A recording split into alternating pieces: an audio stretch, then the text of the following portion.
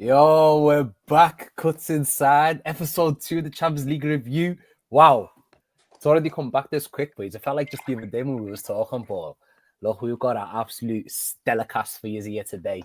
We've got Wiz making his debut on this panel, on this side of the podcast. He's been on the actual podcast a couple of times now. But Wiz, what are you saying, my brother? Can you hear me, Wiz? How are we, boys? Nice to see you again. Yeah. Can you hear me? Yeah, I can hear you, bro. So we're gonna speak to Wiz very soon. We got Big Yaz in the building. Big Yaz in the building. What are you saying, family? I'm chilling, bro. I'm happy. I'm content. I'm immense. Immense, man. Said immense. That's been his word of the week. He said that to me already a couple of times this week. Immense, immensely immense. How many times can you use the word immense? If the shoe fits, big man. If the shoe fits, it. Yeah, fair enough. And then obviously we've got Big Yusuf, Big Yoza in the building. What are you telling me, family? I'm good, How are you, brother? Well, thank you for asking because these two never asked. And it shows what type of people they are. Do you know what I mean? Liverpool fans for you, You know what I mean? Liverpool fans for you. We're caring people. These we are know how you are, bro. We know how you are. That's why. Well, all you had to do is ask how I am. Do you know what I mean? Very simple question. Thank you very much, Yusuf. Do you know what I mean? Victim mentality, bro. Anyway, don't worry about it. I'll act like it never happened because I like you lot. Don't You go know there. what I mean? You're a good lad, so we can forget about it. Everyone in the comments, see Adam's there. Adam's a top lad. Everyone else in the comments, please make sure you like, put some chats into the chat bar. Ask us some questions. We're gonna kickstart with Manchester City. Big Wiz. Love a nice little convincing win against Villarreal, 2-0 away from home. Haaland scores again. Chat to me, bro. Yeah, man.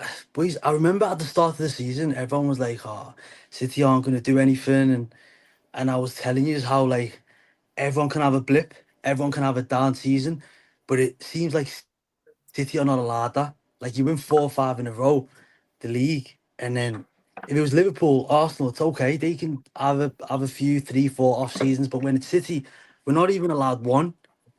And if you really and properly look at the numbers from 2025, believe it or not, City have won the most points in the league since the year started. By the way, calendar year, that's one. And there's loads of other stats to go with it too. We're 3 points off top right now, doing well in the Champions League. I think, do you get me? Dark horses, let's just say. Arsenal and Liverpool are favourites, don't get me wrong, but I feel like we're dark horses and anything can happen. We proved it in the past before. I mean, you're definitely dark horses. Ruling out Manchester City with a Pep Guardiola as their manager is, you can't do that. It's just Pep Guardiola at the end of the day. But I'll post this question towards you, Yaz. It says City is one injury away or Haaland to hit cold form for them to fold. I think that's true. What do you think as a Man City fan? This me or Yaz? To you? Did I say Yaz? Wiz. Sorry, Wiz. What do you think? It looks like it's from Yaz, isn't it? Boys, yeah, okay. If you look at it though, boys, most of the times that we've won the league, Haaland wasn't there.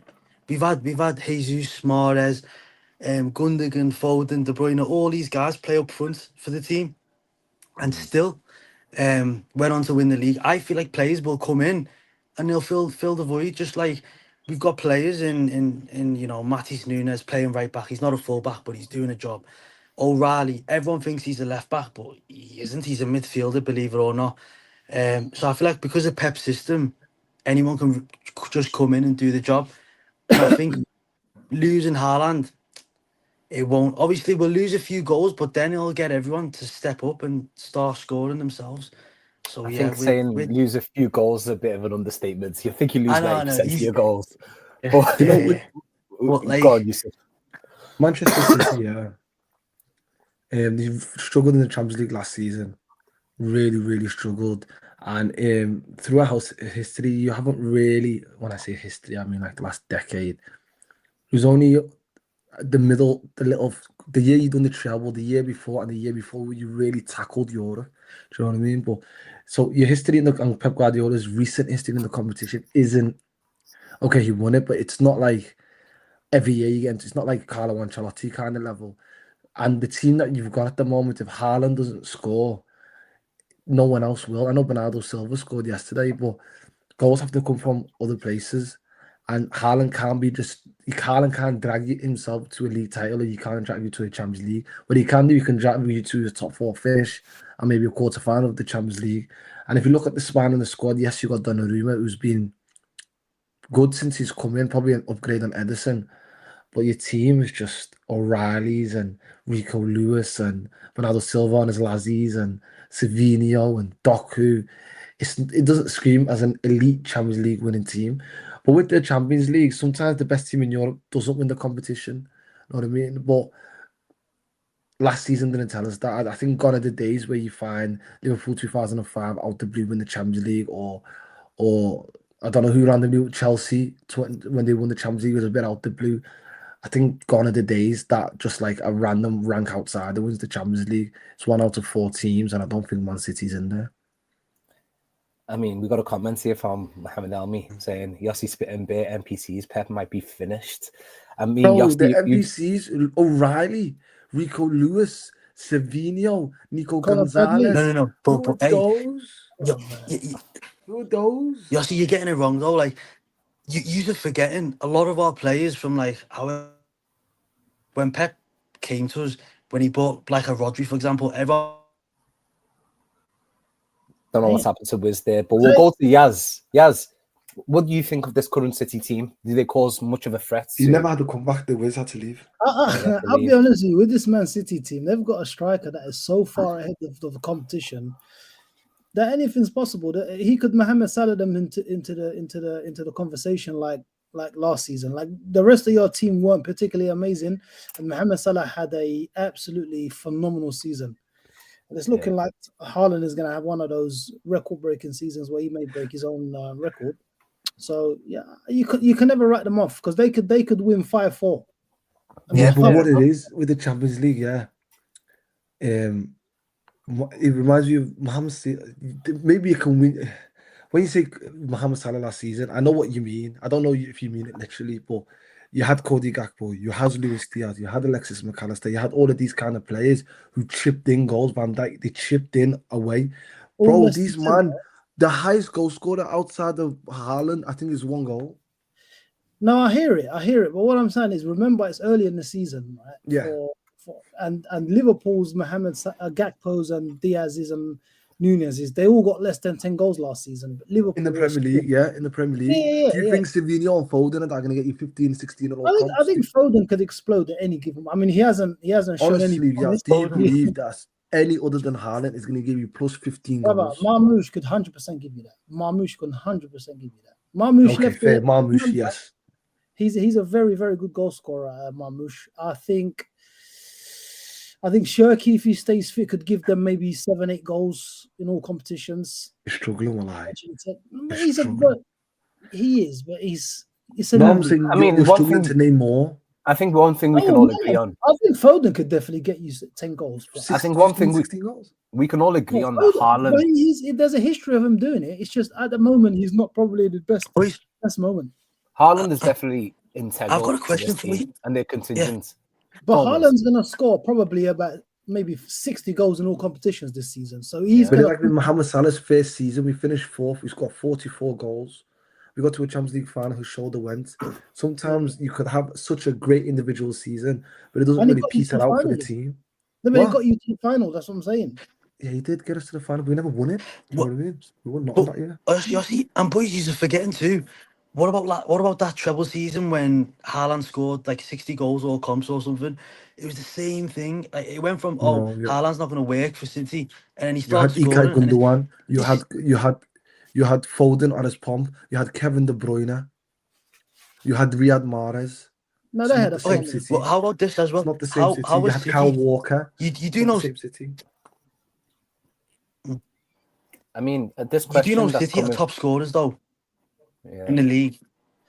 Listen, everybody knows what Haaland is. If we're being absolutely 100% sort of honest, I think Yusuf's correct in that. You guys, I would say, are an outside bet just because of Haaland alone. But there are stronger teams. There are teams that could potentially just stink the game out like Inter Milan and just nullify you. And if Haaland doesn't score, City are not that good. Let's be honest. Yeah, I mean, we've got a question here from Jalal, and I think it's quite relevant considering the conversation. And I'll pose it to Wiz, and Ollie is can also respond. It says, "Why is there no City winger that can stamp their position in the team? Is this due to poor quality, or has this always been a pet thing?" And if I was going to ask myself this question, I think it's always been a pet thing. He's always Do you seemed think to so? rotate. Yeah, I feel like he's always rotated with his players, with his wingers. You never know who's going to be nailed down. It could be Sane, it could be Sterling, it could be Mahrez, it could be Bernardo Silva, it could be Foden, etc. He's always chopped and changed. I don't know whether it's the same now, but one thing I know for sure is that the quality of the wingers that they have currently is nowhere near as good as the quality he had 2-3 years ago. But I'll go to Wiz as you're the City fan. What do you think of this comment there, bro? Oh, it's just the quality, really. Yeah. You look at Doku and Savino, don't get me wrong, they're decent wingers, but it's not like a Mahrez or the top Desanis that we had back then in the Sterlings. If they were at our club right now, these guys would be on the bench 100%. But yeah, they're young as well though, with 21-year-olds, and what they're doing so far, I feel like it's so far so good. It's decent. Their production levels isn't at its best where they're scoring like 20 goals a season, and I feel like it will get there. There's a reason why Pep, that we what's it called, declined. Was it an 80 mil offer from Spurs? Thomas Frank, he was onto something. You don't bid that amount of money for a player raw that age for no reason. It's because you can see something. Cole Palmer, they laughed at Chelsea when he left, when he went to them for like 40, 50 mil. And then look what he became. But just give them time, and I feel like they'll become something eventually, whether it takes a year or two. They'll become one of the best in the world. I can see it happening, definitely. Okay, here's a question for you. Is last? Sorry, Mo. Sorry, Yaz. No, go ahead. Say he doesn't win the league. Say he doesn't win the Champions League. We'll give him an FA Cup. No, do you know what? Forget it for the hypothesis. We don't give him any trophies, Pep. What does that mean for Manchester City and Pep Guardiola? It all depends on how they lose it. If they lose it by finishing second and a few points off and going to the Champions League, let's just say semi-finals, I feel like based on what he's done at the club in 8, 9, 10 years now, and he's won X amount of trophies, 20 plus. Like, come on now. It's like United ousting Fergie. Fergie had a license where, like, to the point where if he wanted to stay another 50 years without winning a trophy, they could not have said nothing to him. And Pep right now currently is in that situation. Just like you were saying about Klopp, even though he achieved nowhere near to the extent of what Pep achieved. So yeah, one more year of winning one of them what? You didn't have to do that. Throwing in that little curveball on them. I know. So you're saying Pep will leave when he more, wants to leave, yeah. is what you're saying? Yeah, our City's a bit different. We expect a lot. We need to win every single season, but I give him this season. 2 seasons is more than enough, I feel like. But if he was at any other club, they'd give him a 20-year contract, and we all know that now. We all at Arsenal, at Liv, all he is would. If Pep did half of what he did at your clubs, you would not be saying this. But obviously, City No, we expect a little bit more, I'm so not I saying give him anything. 1 I year. asked the question. I hope you want this. All I did is ask a question. Okay, I give him 1 year then. 1 year of like not winning nothing. But next year, you've got to step it up a notch. You have to. All that's a must. I mean, yes, we've got this question here from AJ. Yeah, it says Pep. Well, not a question, more of a statement. Pep always experiments with his team first half of the season, and then he finds his best 11 come January times when they go on their runs. So we talked about like his constant rotation of his wingers right now. You're seeing Doku play, then you're seeing Savinho play. You still got Marmouche to come back into the team. You got what's his name, the Norwegian winger Oscar Bob, who's coming in and out of the team. So there is a bit of rotation there. Do you think in the second half of the season he will find what works best with Haaland, the players that can potentially unlock more goals for Haaland, create more goals from the wings? Do you think that's going to happen with Pep? Can you see him possibly unlocking that team? What are your thoughts on that? I think Pep is such a good manager that inevitably he will get something correct. Haaland doesn't need very much to score, so I don't think he needs to particularly make any adjustments to get him more goals. I think the problem City have is they're not going to have many issues scoring goals, and even though they've had quite a decent defensive record of late, I don't think they're going to stop enough goals to be a team that is going to sort of push anyone all the way. To be honest, I think if they can sort of shore up their defense and carry on in the way they are now, then it's anyone's guess how far they can get, to be honest, because Haaland is just otherworldly, isn't he? Yeah, I mean, with City, there's always going to be high expectations. Like we talked about, like Pep losing his job. I can't see him getting sacked, and I agree with Wiz. But obviously, there's always going to be with City an immense amount of pressure from the Arabs that own them, with the amount of money that's invested in the club. I think the problem City also face is they have a bit of a quality issue. Like they don't, like we said earlier on, they don't have the De Bruynes of the world and the Gondogans and the Mahrezes. And the reason why I think Tottenham bid for Savini is because I genuinely think he's a Tottenham level winger. He is. I agree with you. If you look at De Bruyne, they went from De Bruyne to Beef Shirky. Yeah. You know, well, like let's not do Shirky. Let's not do that. I apologize. Mashallah, Muslim brother. I think both of their wingers are Tottenham level wingers. I'll be honest with you. They are sometimes maybe good, sometimes maybe shit. It's one of those ones. They need to get better in those positions if they're gonna become like the City of 2 years ago, maybe when they were just like monsters. Yeah, facts. And Yusuf, your kid's drawing you out here saying Yossi pretending like he didn't call the guy a dinosaur. Do you still stick by that, lad, or what? Bro, I don't know what a dinosaur sounds like, but that'll be the noise I'll be making now if I knew what a dinosaur sounds like. I like that. What do you think a dinosaur sounds like? I know they screech and that, innit? They screech, but I don't know what they call someone Saurus. I don't know what they sound like. But could you give us a sound? If I knew what it sounded like, if it sounded like give us an example. Give us an example. Nah, I can't, man. Come on, bro. I watched Jurassic Park, bro. Yeah, man. Give us a little example. He does kind of low-key sound like that as well. Oh, that guy a dinosaur, bro. Should I tell you how he's a dinosaur? Football has evolved. I can see this guy. I can read him like a book. The scratches, the scars. I can see in his brain. Yeah, it's like the mad scientist that had an experiment and it went well. But guess what? The experiment is turned into Frankenstein. There, you thought it's going to be amazing. It's like you building a robot and then it turns against you like iRobot. It's too big for him. He didn't know what to go for. He went with 4 CBs. Then he got a robot up front and he won the treble. And he goes, "Oh my God, he's lost." The professor has lost his marbles there. Wow. So then he goes against Pep Blinders, and now it's intensity and whatever. But I thought it was all about triangles and building up and loving the ball and keeping the ball. But that's gone. You go long ball, and then you go to the Emirates and play with a low block. I've never seen Pep Guardiola like this. The CP company's gone. He's got a blazer. It's finished. On my butt, they will never win a major trophy again. He looks like he's got no confidence in your team. But he's basically saying if he doesn't win nothing this season, he's gone. No, it doesn't make sense though, because he's got to walk away. On one side you're saying he's a dinosaur, and on the other side you're going into him for being innovative every season or two. Like the 4 centre backs. Innovative. This guy was a manager of Barcelona B in 2008. It's worked out. And till he was a manager till 2025, he talked about his principles. He talked about his ideology. He talks about how you're supposed to play the game. He talks about what he's supposed to do in possession, what he's doing out of possession. And then now he's come away from all the principles that he's been preaching, that he's been working towards, saying, "I'm a disciple of Cruyff, and I've came through in Barcelona, La Masia, and all of this," and then just threw it all away to the unknown.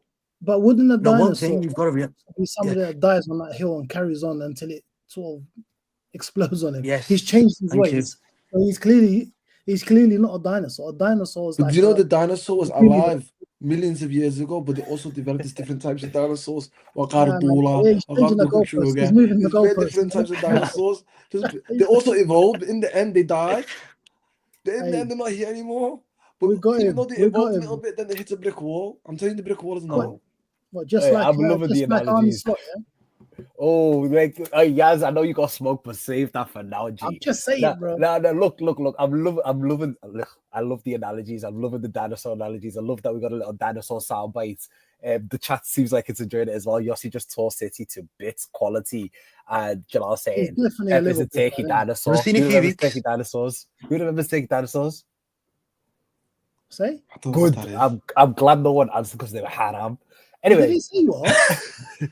I said, do you remember taking dinosaurs when you were in school? Oh yeah, no. And if anyone would have said yeah, I would be like, well, yeah. I know Turkey Twizzlers.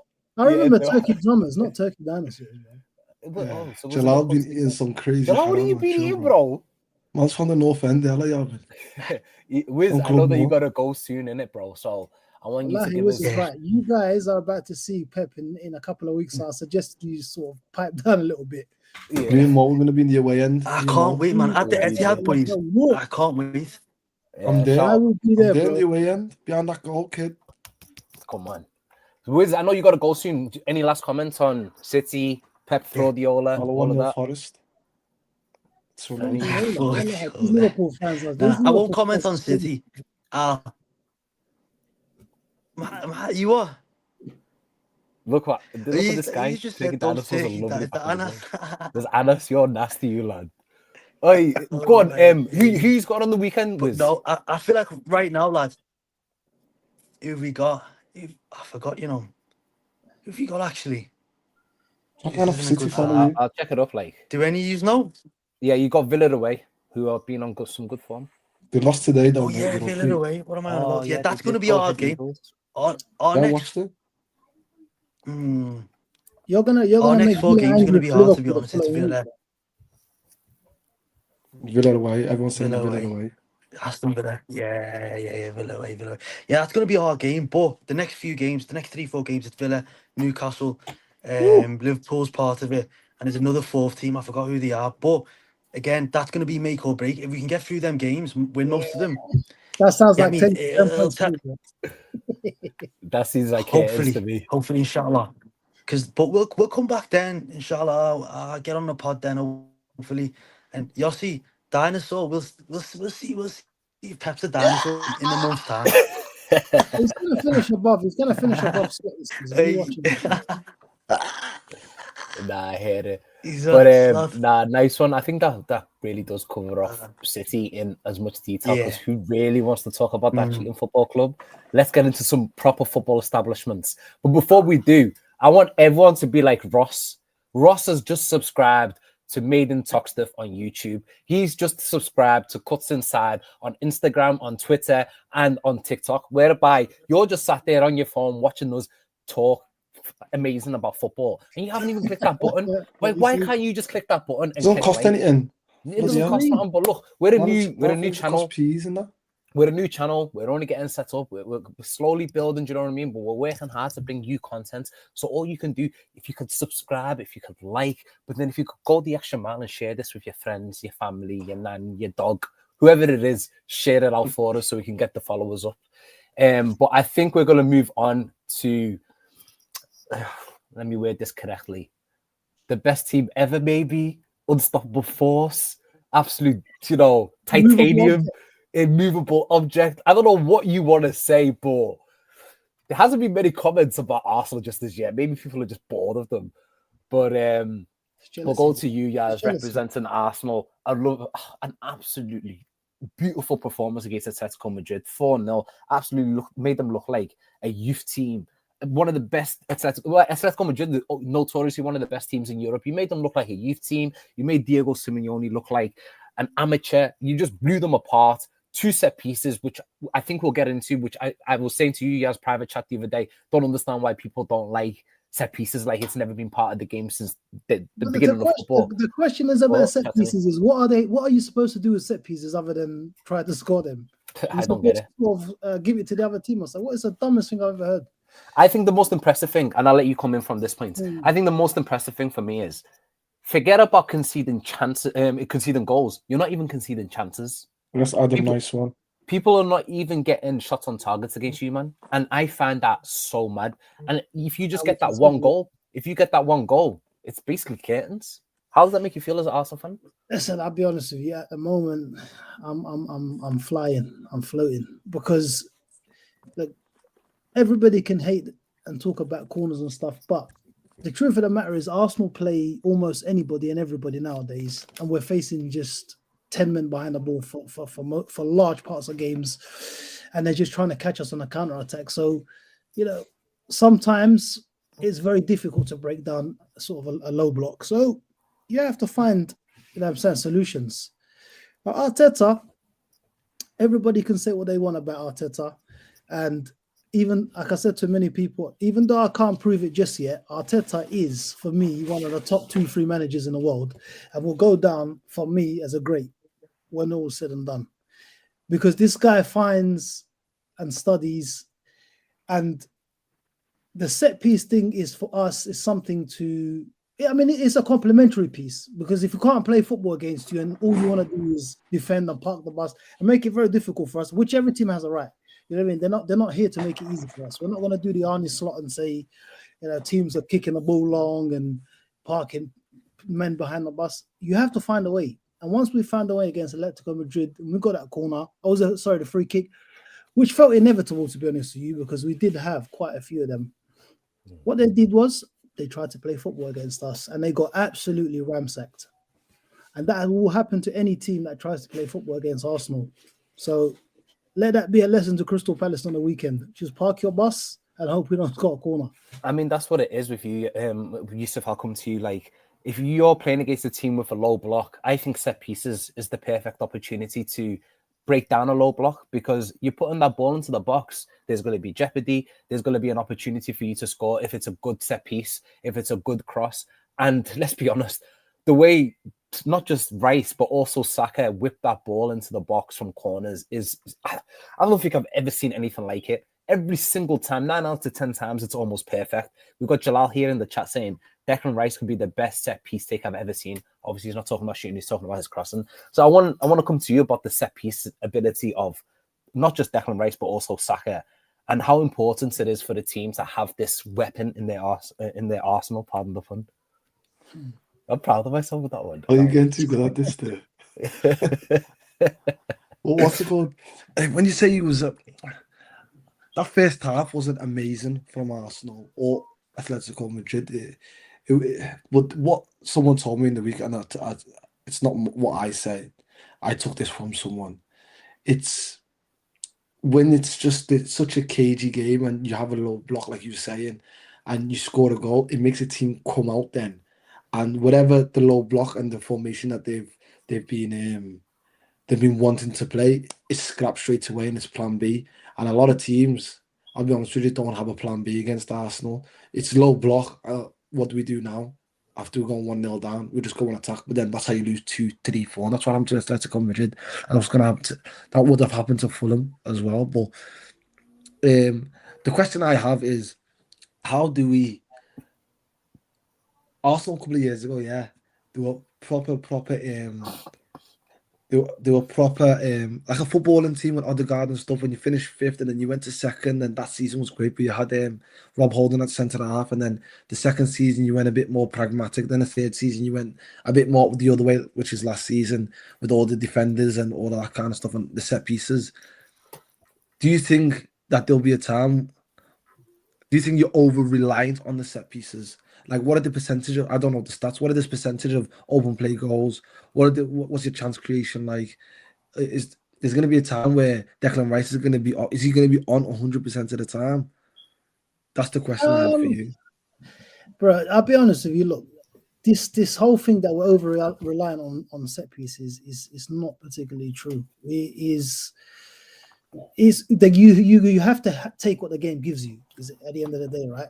So the year you're referring to is the year we first challenged for the league, and we were playing some scintillating stuff. And if you look back at that season, what it was is that teams didn't really respect us, and they gave us all the space in the world. And if you remember, Martinelli had sort of a stellar season because he's a guy that thrives in space.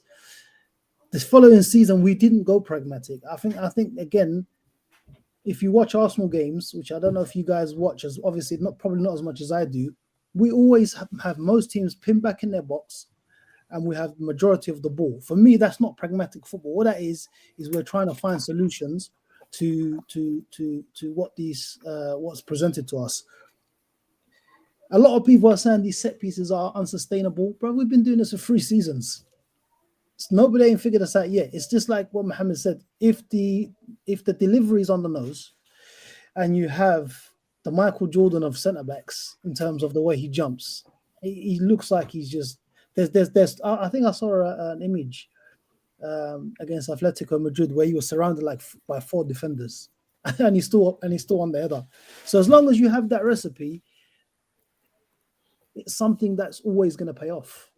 Of course, I think it's. And I think we have the quality as well, if you be honest with yourself, to break teams down. At the moment, me and Mohammed have been having this little back and forth about Gyökeres. He has not his best sort of form yet, and Odegaard's obviously injured, and then you've got Eberechi Eze, who's not 100% adjusted and fully integrated into the sort of the team, the style of play. Saka's doing Saka things. Eventually, all of these ingredients are going to click. Now, are we going to have the luxury of teams playing football against us? I don't think so. I think we're going to face this low block every game for the rest of the season. Because if we faced a team that was very defensively minded against Liverpool at Anfield, and Anfield is historically the place that you blow teams away, what chance are we going to have against the likes of Brighton or Crystal Palace or whoever it is attempted to play us that football? I mean, I think it's just granted that a top team's going to face a low block team, especially at home. It doesn't matter who it is. 40% of their Premier League goals last season came from set pieces, yeah. And it says here, from October the 23rd, 2025, Arsenal scored 10 out of their 15 total Premier League goals from set pieces, which is approximately 66.7%. This means 2/3 of their goals in 25-26 season have come from dead ball situations. The point I'm making is, of course, you want to score goals. Penalties as well. I don't know. Well, I just read off something. something. A penalty, you could say, is a dead ball situation, isn't it? But a penalty is it's not. Maybe this skewed. But what it is I get like what my problem with Arsenal fans is, we're not set piece FC. We play the Arsenal way, and we play in triangles, and Arsene Wenger taught us how to play football and all of this kind of stuff. What I'm saying is, own it, like. Arsenal, no, I do. Yeah. I said to you, I know you do. I'm just talking about general. Oh, sorry. Yeah. I don't mind. I'm not talking about you personally. I'm just saying you're a pragmatic team. You don't play free-flowing football, and you score set pieces. And I would say, I don't want to use the word rely. But can you play free-flowing football if everybody presents you with a low block? It's not something that you can do easily. And remember, again, I mean, you're stating the stats from last season, where a lot of our you said something like, what did you say, 60% or something odd was from set pieces. Last season, This season it says 10 out of 15 Premier League goals. Yeah, that's fine. I mean, but this season we've had injuries to players in, like for example, the guy who's the conductor, if you will, and Odegaard. So we have to now play a different way because Eze isn't used to and doesn't maybe understand fully the system that Arsenal play with. Gyökeres is brand new, so it's going to take a bit of time. But again, do I expect us to play the football of Arsene Wenger? No, I don't. But again, I'm okay with it because you have to find a way in any given game. And I think, like for us, the thing that sets us apart from I think most teams in the Premier League is that how do you want it? We could give it to you any which way you like. We could give it to you in the corners. We could play you off the park. We could whip in crosses. We can stink out a game. Anything. We can play in any style. And for me, that is something that I'm very, very happy with. I don't know why some Arsenal fans are against all of this set piece. Take it on the chin, bro, because set pieces are meant to be scored. I mean, what I was going to say is, like, that's one thing that's impressed me with Arsenal the most. It's not like they're heavily reliant on just the set pieces. They do play some good football. Even though they're coming up against some low blocks, they do play good football. But it doesn't matter what happens. If they score every single goal until the end of the season comes from set pieces or throw-ins or free kicks, but it wins you the league or it wins you a Champions League, who cares? No one's going to remember what goals you scored in October against whoever you're playing on the weekend, Crystal Palace. Nobody cares when you're going to be winning the league in May. Do you know what I mean? That effectively, that's the most important thing. But I think style of play doesn't matter. It doesn't matter if they win something. It doesn't matter. But what I was saying with Arsenal is that it's not just heavily reliant on just set pieces. When you're watching them, you can see that they're trying to play football as well. They look a little bit different from last season. I feel like they're being a lot more free flowing. But the only, as a Liverpool fan, the only thing that I see, this is the point that I was going to come to. As a Liverpool fan, the only thing that's giving me a sense of hope and positivity is Victor Gyökeres. I genuinely think seeing that guy on the pitch is the only reason that might scup at Arsenal's chances with the link-up play. I think he's, in terms of his hold-up, Yaz, you can come in and correct me if I'm wrong at any moments, because I have watched the last two Arsenal games. I might as well come in and correct you now then. If that's what you Look, want. all I'm going to say is, in terms of his hold-up, horrible honking. Like, he just looks, his touch is just heavy. His running, the way he runs, it just looks like he's going to fall over. He looks like there's no agility. He might score the odd goal or tackle. He scored a tackle. For goals. Yeah, he scored 2 tackles. But I want that's me as a Liverpool fan. That's the only imperfection I can see in the team. But it's fine. Everything else for me seems perfect. He's their top goal scorer, to be fair. I think he's got 5 goals all season. I know, and it's a mad thing, but at the same time, that's the only thing I can pin hope on. That's a good return. They're 5 and 12, is it? Well, that's a good return, but that's the only thing I'm pinning my hope on. You absolutely have a right to do so, but remember one thing here. This is probably the worst you're going to see Victor Gyökeres in an Arsenal shirt currently at the moment. Maybe. Because like I said to you, he's not adjusted. Mm-hmm. It's a new league that's more physical, obviously much better than where it was used to before. And at the moment, like I was saying to you before yesterday, in fact, the difference that, for example, between, I was saying to you, Florian Wirtz and Victor Gyökeres, both of them are not in their final form. They're not at their best at the moment, but Victor Gyökeres is contributing something to the team. Now, granted, we did not buy him to be a battering ram. We didn't buy him to create space for other people, but it just so happens that while he's not scoring, that's what he's doing. And if you look at, you said something about Arsenal look different this year, right? I think a lot of that has to be credited to Victor Gyökeres, because you have Martinelli. I mean, Martinelli is usually in acres of space anyway, because nobody really respected him last year. But now Saka's in acres of space. It's not a coincidence that Saka is cooking every single fullback this season that he comes against, because he's not having to think about taking 2-3 man on. And if you look at like a still image of Arsenal attacking at any given time, there's 2 defenders around Gyökeres, and that means Saka is free. And I think Saka's our best player, which I don't think is a controversial thing to say. So if our best player gets more space, it's only going to lead to good things. Yeah, no, fair enough. I mean, Yusuf, I see Arsenal, whenever I watch them play, I see a very strong defensive team, and that when they go even 1 goal up, it's like curtains. You might as well just turn off the TV. When I was watching the Fulham game, I was like, come on, please, Fulham, you can do something for me here. And then they scored that set piece, and I was like, there's no point in me watching anymore. I know they've won. And very similar against Atletico Madrid. It took them a while, but then eventually when they got that goal, I was like, forget about it. But difference is, they went on a little rampage, and it's because Atletico opened up. I think Atletico. Where are you pinning your hope, Yusuf? Where are you pinning your hope with this Arsenal team? Oh, against Arsenal. Where can you see? I was hoping. They look strong. What do you think? They look strong defensively. They look strong in goal. They look strong in midfield. They look strong in attacking areas. Gyökeres, whatever you say about him, he scored 5 goals. He's their top goal scorer. Yeah. So he's doing so on for just the stats of Fugazi, and that he's only scored in 3 of the 12 games he's played. Mm-hmm. But goals are goals, and we're really going to dissect where he scores them and how many he scores them. Do you know what I mean? I think I was watching Marcus Rashford, and he's got 5 goals and 5 assists. But all of his goals and assists came in like 4 games out of the 15 to 12 that he played. You know what I mean? But we can't. I don't think we can. We're already looking too much into things anyway in football. We can't look into it further. Do you know what I mean? I think we've got a good question here, Yusuf. I'll direct it to you directly, because I want to wrap up soon on Arsenal, and then we can move on to Liverpool. Quickly go through the results. And we talk about Atletico Madrid quick.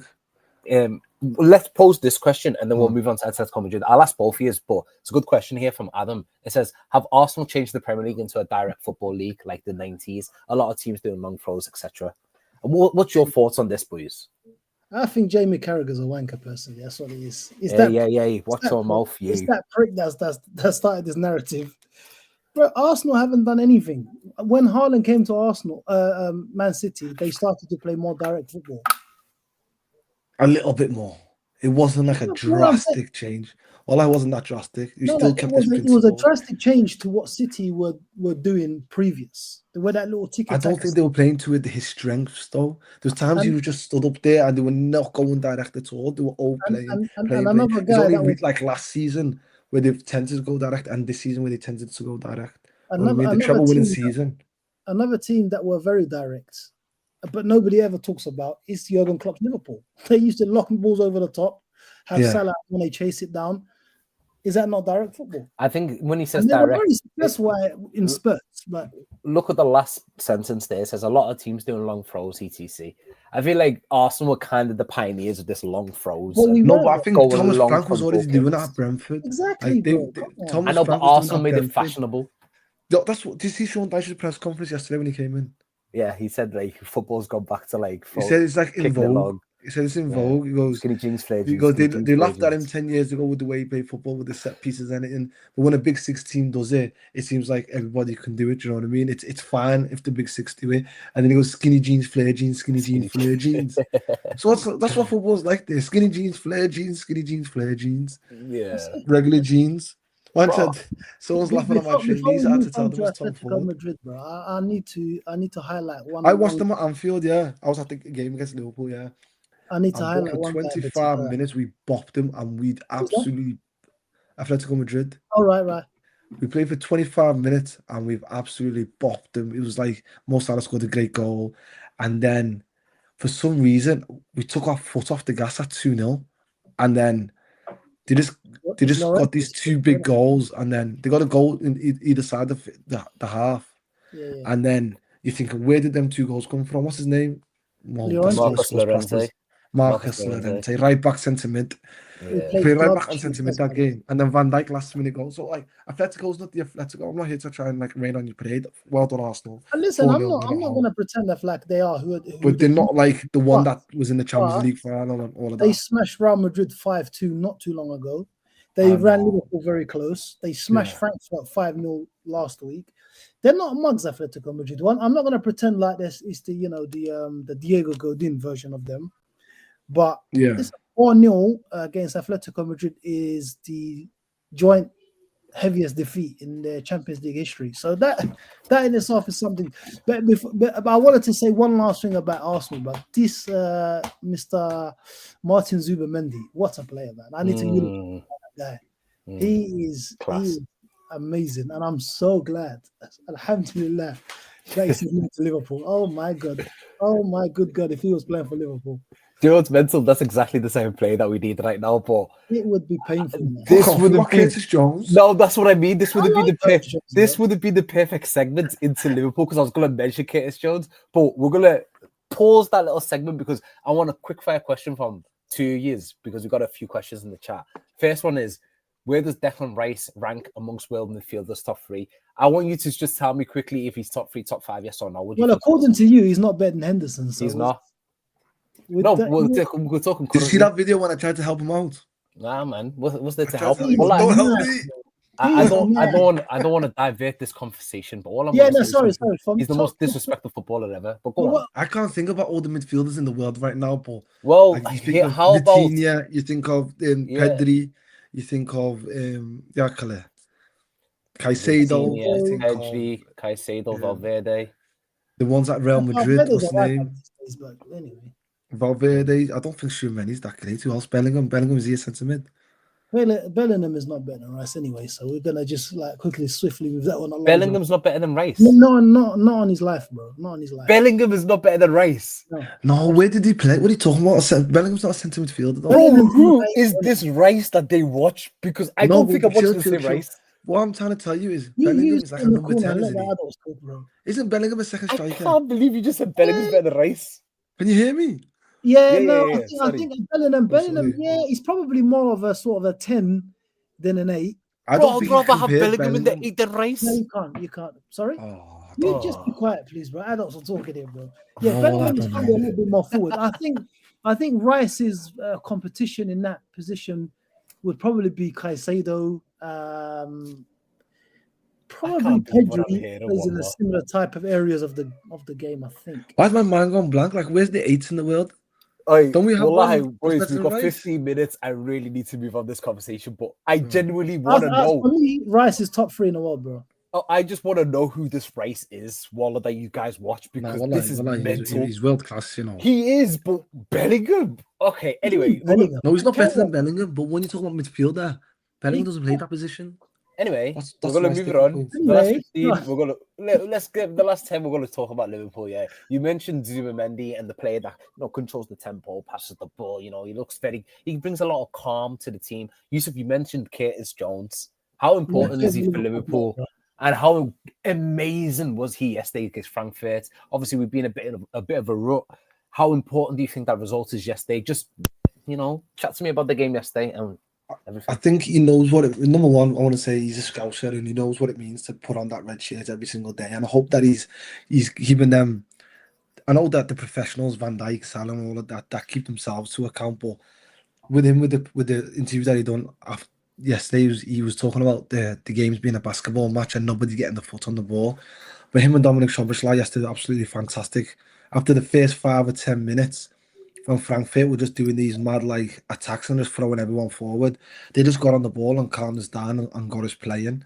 And in a season where it has been tough over the last month or so, for him to show that kind of maturity is actually quality. And right now, him and Dominic Szoboszlai are two starting midfielders, and I don't see where you can drop them. Gravenberch has been brilliant for the last year and a little bit. The last couple of weeks has been poor. Alexis McAllister, very poor. And with them two in there and keeping the ball, it makes Wirtz a better player, because when Wirtz starts getting into these pockets and having the license to do whatever he wants, when the game's not just doing this all day and he can't get on it, we need, with the way Slot plays, it's a bit more methodical to get Slot and to get Wirtz in certain areas for him to affect the game, and that's what we did yesterday. We needed that. We needed that massively. It's good for confidence, and then we go on Saturday against Brentford and against a very, very top side and see if we can turn this rut around. And if you get 2 wins on the spin, we're ready for Palace and Villa, and then the big massive 2 weeks. We've got Brentford on Saturday, then we got Palace in the cup on the Wednesday, who bloody beat us the other week and beat us in the Community Shield and might knock us out of bloody competition, which is, you might not think it's a big game. The competition is not massive, but for us, I think we have to beat them, because they've got the better of us over the last 2 games. And then we've got Villa, and then we've got that big week before the international break with Real Madrid and Man City in the space of 4 days. So I think we have to win now for us to be in a better position come that week. And then at the end of the international break, let's see where we are. We can determine what kind of season we're going to have. Yeah, I mean, yesterday we can't deny that it was an absolutely wonderful result. It was a result that we needed to get, to just stop the rot of those 4 losses back to back. We're Liverpool Football Club. We shouldn't be losing 4 losses back to back. It was the first time it's happened to us since 2014. But yes, I'm not sure if you was watching the game yesterday. But do you think you didn't, or you did? I did, unfortunately. I did. Oh, okay. I hate watching. It was very unsuccessful, bro. So based off your unsuccessful hate watch yesterday, do you think that this is just a little random results, or do you think this is something that's sustainable for Liverpool with the change of formation, with Curtis Jones coming in, with Mohamed Salah being on the bench and Wirtz playing like a right mid? What are your thoughts going forward and from yesterday's match? I think Liverpool played well. I have to say that. I think Frankfurt are a very, very, very bad team. I must agree. say that. But you guys done what you're supposed to do, which is something in itself. Do you know what I mean? You were supposed to beat a team, and you went there and you smashed them to pieces. So, can it be replicated against a team that's a lot more physical, that's going to be a lot more defensive, and that's going to whack you with set pieces in Brentford? I think maybe, I don't know. I think you guys will probably beat Brentford, And I think Mohamed Salah being on a bench, I don't know. I don't think it's something that's going to happen on Sunday. I think he's rested him rather than dropped him, because I think he felt that Frankfurt are not a very good team, and he just thought, just try something, and it worked. So I think your manager has to be brave, and if that's your best performance of the season, there's absolutely no reason to change the formation or the players. It's like you said, Gravenberch has been immense for you the last season, and recently he's had a little bit of a dip back. Curtis Jones, for me, I think Curtis Jones is a very important player for you guys. 100%. He's somebody who can drive the ball forward. He's somebody who can retain the ball, and he can sort of nick in with the important goal here and there. So I don't understand why he's never really had a look in for your team. You know, I mean, I get McAllister's, you know, World Cup winner, and Szoboszlai, you know, is the sort of flary 10 and stuff. But I think Curtis Jones is such a good player. I really would take him at Arsenal, you know. Sometimes with Curtis Jones, though, he has is when he has a breakout, like couple of performances, and say, "All right, make this shit yours now. This is you." It's not. It doesn't. He doesn't do like last season. He scored again with tight. He was in the team for like 6 to 8 games. He scored a billion. Got an assist against Chelsea. Then scored the winner at home. Remember, and we all thought this is Curtis Jones's breakout season. And then he had to pour 2 or 3 games. And he got in the England squad a couple of times, and then he got on for England against Senegal. And then when it's time to say, do you know what, I'm landing, I'm here, he gives the ball away as the last man. Senegal go on a break, and the first African team to beat England. Do you know what I mean? It's just every time it's just there, and it's there for him to take. He doesn't grasp that opportunity, and now he's not young. Do you know what I mean? Now when you come into the team, you're going to be scrutinized just as much as we give young players a chance. Do you know what I mean? But now he's not young. He's 24, 25, establishing his team. I think he won the title maybe a couple of times. Maybe I'm lying. Maybe once last season. Maybe I had never had enough appearances for the other one. But he's been in and around the squad now, and it's now for you to take up this mantle and say, do you know what, this is my team. And you have to take advantage when McAllister's not playing well, Gravenberch is not playing well. And the guy that we thought it was going to be the guy to sit down in Dominic Szoboszlai has been absolutely brilliant. He'd probably been our best player all season. I've got to take my hat off to him, you know, because I think this year he's starting to look a little bit closer to the Dominic Szoboszlai that I think that you guys probably thought from RB Leipzig. He's been a little bit sort of workman-like for the last 2 years. But this year he's looking like a proper player, and hats off. I mean, you know what? No doubt, that match yesterday, although we, breezed past Frankfurt, before the match, massive pressure on Slot. 100%. Massive pressure. You can't lose 5 games in a row as Liverpool manager. But one thing that he did do in that match, which, could have bit him in the ass, was dropping Salah. But then in that match, Salah does come onto the pitch. And once again, in another match, instead of squaring the ball, he tries to take a shot. Now, I want to know what you think is going on with Salah at the moment. This is obviously night and day compared to the play we've seen last season.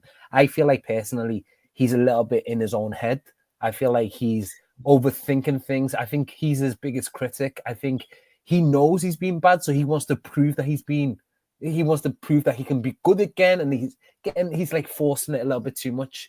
And I feel like that's been a detriment not only to himself, but most importantly, it's been a huge detriment to Liverpool Football Club at the moment. So I want to know from you guys, what do you think Slot should do going forward with Salah? Does he have to, continue putting him on the bench for the greater good of the team, or do you continue playing him and, try and make him get back into form? Kind of similar. I'll also extend the question to McAllister, because in my personal opinion, McAllister is a fabulous midfielder. But in current form, he doesn't get anywhere near Curtis Jones, and Curtis Jones needs to play. So I'll come to you, Yusuf, first. What do you think on both of those scenarios that Slot has? With Alexis McAllister, I think it's an easy world-class footballer, been absolutely amazing, hasn't had a pre-season, I'm not using the pre-season as he got injured back. It's just been a stop-start. So let the guy hold the bench for a little bit, a couple of weeks, maybe fake an injury so he doesn't go on international duty, and just coach back, take the pressure, take the load off him, and say we might need you later on in the season. And that's a point that I wanted to come on. We'll come to that in a sec. But Curtis Jones has to play. Dominic Szoboszlai has to play. But Grav's the only one that can do what he can do. But look, last night, Gravenberch never played, and it worked. So you can carry on playing this midfield. I think this is the best midfield. Curtis Jones, Dominic Szoboszlai, and Florian Wirtz in a 10. But Florian Wirtz off the right, because sometimes he finds it difficult in the half spaces because he's not strong enough. So if he's just let him defend on the wing, and then you can float in when you need to, and then that's what happened to Coutinho. He played on the wing for us for ages, and then at the end, after 2-3 years, he came right into midfield. And when he got used to it, same as David Silva, played on the right for Man City, but then afterwards he floated in. Sometimes you just need a year or two just to get grips of the league. But with Mohamed Salah, I think he starts him on Saturday against Brentford. I think the guy's always been a man who's numbers driven, I wouldn't say a team player. He is a team player, but can you moan at a striker for trying to score? Do you know what I mean? No, of course not. We can't moan at a striker trying to score.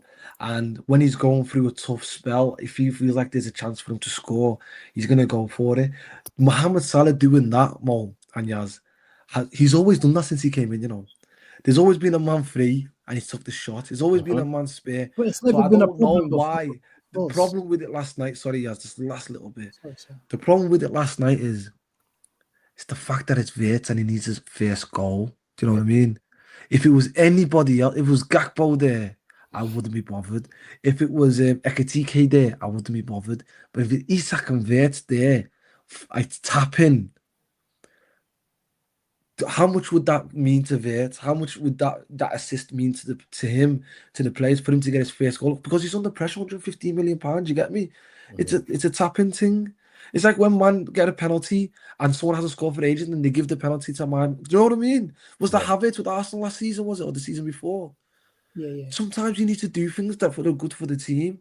And that one there, he's seen him, bro. And he's got to lay that off and give it. I was upset about that one yesterday, you know. I'm not going to lie. That upset me, bro. That proper upset me because even though I love Salah and that's my GOAT, it's just that you can't do that one. Any other player, let it be any other player, but not Verts. Yeah, fair enough. Does that make sense? 100% makes sense. I think a fully firing Salah would have squared that though. It's just that, like you said, he's struggling at the moment, and he's been known to be a very selfish player, and it's never ever been an issue before because he'll do one of those and he'll score 4. So you kind of sort of let him get away with it. But at the moment, he's struggling. Verts hasn't scored. He's just said, you know what? It's me, bro. I'll choose me. So he said, I'm gonna try to score because I need it also. So with Salah, I think you start him. You should start him rather, and I think you will start him because without a fully firing Salah, you don't beat Man City. I don't think, and you don't really mount a serious Premier League challenge without a fully firing Mohamed Salah. The guy he's the equalizer when it comes to Liverpool. Just like Holland is. There's 2 players in the league that no matter how bad their team is playing, they can just put them on their back and say, "Leave it to me." And that's Salah and Haaland. So Salah, you have to play him back into form. I don't know how it happens. I don't know if you have to sort of rejig things and make it more favorable towards him. Yeah, but I mean, the thing is, right, currently, with the way we're playing, like the way we set up the other day with that 4-4-2 in defensive structure with Bates on the right-hand side, I don't know whether that actually suits Salah. I'll be honest. I think that probably it doesn't suit him. So if we have to play Salah, undoubtedly. I think right now, obviously, Salah's going through some bad form, but we need to put, like, you know, hypothetically speaking, an arm around his shoulder because he's done it for us so many times in the past. He's picked us up from dark places and said, you know what? Liverpool don't deserve this. I'm going to push his on. And then what did he do? He ended up winning us the league, basically single-handedly last season. So there's no way you can, you know, just push him away and, you know, discount him. In my opinion, I don't mind him being in bad form right now, as long as he picks it up in the second half of the season. And same applies with Isaac and same applies with McAllister. When all these lads are fit and firing, the second half of the season, and we're still within contention with Arsenal and City in the league, and the Champions League hopefully will be in the knockout stages by then. If all of these lads are fit and firing, I don't know who's going to stop us. With that point being said, I'll be real with you. I think if you're telling me that Salah's going to be bad form until the back end of the season, no, is going to be on bad form. No, McAllister's going to be. It won't matter when these guys pick it up. No, that's what I said. I mean, like if they're in like top form in the second half of the season, you know what, and you know they slowly pick up form like this part of the season, I'm calm with it. That's what I was trying to say. You know what Slot said? Yeah, Slot said he was doing an interview with TNT and Andy McCoist, and he said, "What did you learn from last season after winning the title?" It sounds a bit mad. He goes, "I know it sounds a bit mad, but what have you learned from that season?" He said, "The fact that I used the same 13, 14, 15, 15 players." He said, "If I would have rotated more, then I don't think we would have fell off a cliff from March." He said PSG were great from January till May, but from August to December they were terrible. But with us, we were good from, say, about September till about February. We were great, but then we couldn't keep the same level of consistency. Yeah. He said, doing more rotation is what I should have learned to do at the start of the season so we can peak at the right time. Yeah. I am hanging on to them words so much, because Slot might be playing up, we might be criticizing him, whatever. He might have told the lads, listen, it's all about rotation. Everyone's going to get minutes. I don't care where we are. Not I don't care where we are, but if we're top 2, top 3, and we're still going far in competitions, and then we peak in March, April, and May, like Mo, you're saying, then that's what he might be planning to do. It's something similar to Arteta when people say, I was watching the overlap and they come up with this theory saying Arteta's people think that he's playing with the handbrake, but maybe he forecasted I need to get this amount of points for this, and then let the handbrake go against these teams that he's going to play now, Fulham, Crystal Palace, or whatever. And managers, they look over a season, and with us, we just look over. They always say we're not. It's all about the next game, but we know they're lying. They're always thinking about 3 or 4 games ahead, aren't they? They always project, but I have very much doubt that in his projections, Liverpool had lost 3 back-to-back Premier League games. Yeah.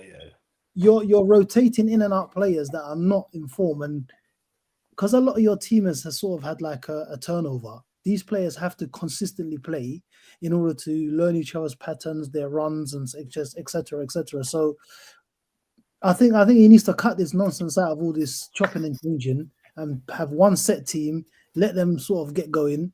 Once you're in your flow, then you can add this guy, add this guy, add this. At the moment, it's not the right time to do it. Right now is not the right time. I agree with you. Like right now, just pick the players that are in form. Play Curtis Jones, play Dominic Szoboszlai, play Hugo Ekitike, play Robertson. Oh, Hugo Ekitike. Oh, we got a theory on regen. Oh, he's incredible. He's fast as anything. He's like Mbappe, bro, but taller. This guy he's incredible. Different, you know. But what I'm saying is, when the other lads get up to that form as well, then we're going to have such a beautiful selection headache, and it's only going to be in the greater good of Liverpool. But lads, we're going to close it there, yeah. We only talked about 3 teams. People are going to start accusing us of being a Liverpool podcast. But maybe don't accuse us of being our Arsenal and Man City podcast. We didn't even talk about the other teams and results. Chelsea, though, they won 3-1. Real Madrid won 1-0 against Juve. The Chelsea won 5-1, bro. Yeah. They won 5-1, bro. Who won 5-1? Chelsea. That is they won 5-1, against Ajax. But lads, let's just run through the results quickly. I'll share my screen, and we can quickly. We talk about standout goals. Marcus Rashford played well for Barcelona. 2 goals and assists.